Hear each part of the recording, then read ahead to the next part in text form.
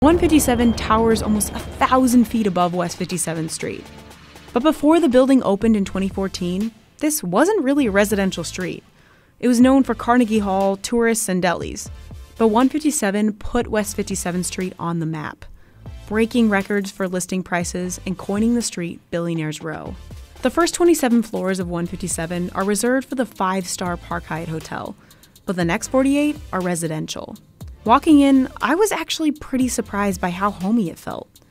Yeah, the lobby was classy, but there was this familiar and casual buzz of people just living their normal lives. And that was really nice. We took the elevator to the 41st floor and met Ryan at apartment 41D. Hello! Hey. Welcome to 157. Right away, it's gorgeous. 12-foot ceilings, exquisite decor, and that new building smell. But it's those views that obviously add to the price tag. This unit that we're in right now, 41D, is a duplex. It's got 5 bedrooms, 5.5 bathrooms, and it has an outdoor covered garden. Apparently that outdoor garden, or the solarium, is a rare architectural feature. The building kind of curves as it goes up and keeps stepping back. You create these rooms. So you can sit here, you can get a tan from the 41st floor on Billionaire's Row. It's totally crazy. Just off the solarium, there's a private terrace. And it's one of just 2 apartments in the building with an outdoor space. After the views in the solarium, the duplex layout of the apartment keeps the price tag ticking up.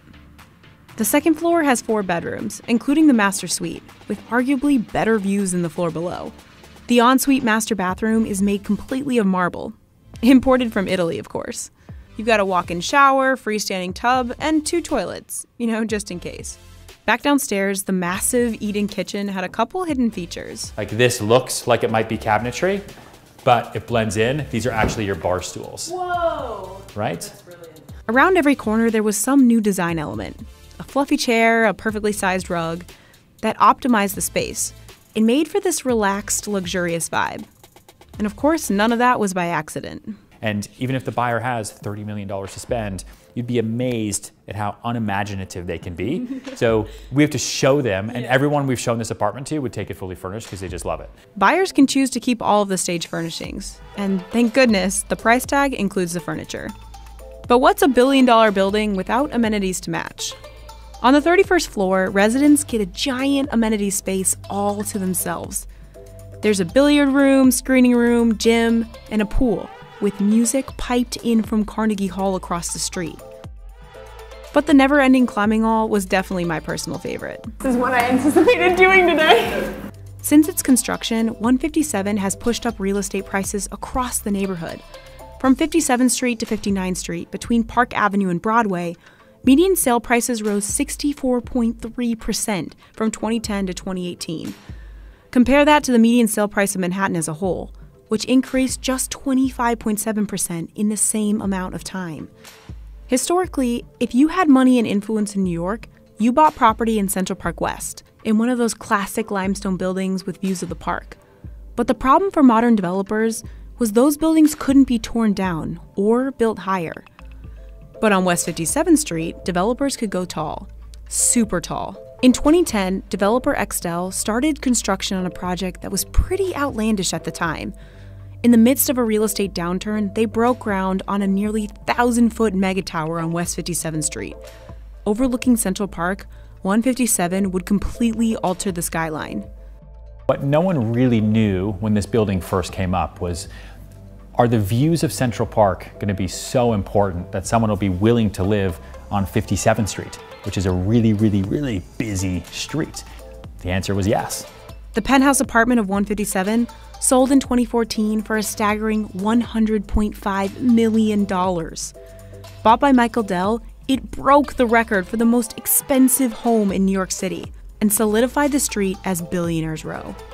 And if you look up and down West 57th Street today, mega luxury tower construction isn't slowing. 220 Central Park South, Central Park Tower, and Steinway Tower are all new developments on 57th Street that tower over the skyline. These buildings are pushing the boundaries of height, luxury, and price. But not everyone is excited about it. In addition to the altered skyline, some real estate experts worry the market's been tapped out. Manhattan home sales dipped by 14% in 2018. And 57th Street's newest construction, Central Park Tower, has dropped prices. Experts warn these could be signs of an oversupply of luxury apartments without a demand to match. But Ryan doesn't seem to be worried. 41D at 157 has only been on the market for less than a year, which isn't a long time for million-dollar listings. And for the world's billionaires, Ryan says it's more affordable than towers down the street. I think the rest of the world, $28.5 million probably seems like a lot of money, and it definitely is. Don't get me wrong. It's the world that we live in. I mean, New York City, 57th Street, park-facing apartments, the realm of reality that we find ourselves in every day is that people are willing to spend $100 million for less bedrooms than what we're offering on this floor. It's crazy. Personally, that kind of price tag is unfathomable. But the people buying an apartment here aren't just looking for a place to live. They're purchasing a stake in some of the most expensive real estate in the world and buying into the brand of Billionaires Row.